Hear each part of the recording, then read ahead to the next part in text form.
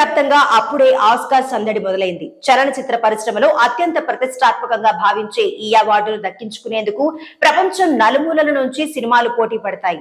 భారత్ నుంచి ఈసారి Bollywood movie Laapataa ladies అధికారికంగా ఆస్కార్ కు నామినేట్ అయింది. ఈ మూవీకి బాలీవుడ్ స్టార్ నటుడు అమీర్ ఖాన్ మాజీ భార్య కిరణ్ రావు దర్శకత్వం వహించారు. అమీర్ ఖాన్ నిర్మాతగా వ్యవహరించారు. ఉత్తమ విదేశీ చిత్రంలో ఈ మూవీ నామినేట్ అయింది. దేశం నుంచి మొత్తం 29 సినిమాలు పోటీ పడగా చివరికి లాపతా లేడీస్ ఎంట్రీకి అర్హత సాధించింది. గతేడాది సెప్టెంబర్ లో విడుదలైన ఈ మూవీ విమర్శకుల ప్రశంసలు సైతం అందుకుంది. బాక్సాఫీస్ వద్ద కూడా మంచి విజయాన్ని అందుకుంది. స్పర్స్ శ్రీవాత్సవ, నితాంషి గోయల్, ప్రతిభ ఇందులో ప్రధాన పాత్రలు పోషించారు. గతేడాది ప్రతిష్టాత్మక టొరంటో ఇంటర్నేషనల్ ఫిల్మ్ ఫెస్టివల్ లోనూ దీనిని ప్రదర్శించారు. మెల్బోర్న్ క్రిటిక్స్ విభాగంలో ఉత్తమ చిత్రంగాను అవార్డు అందుకుంది. లాపతా లేడీస్ తో పోటీ పడిన మిగతా చిత్రాల్లో హనుమాన్, కల్కి 2898 AD కూడా ఉన్నాయి.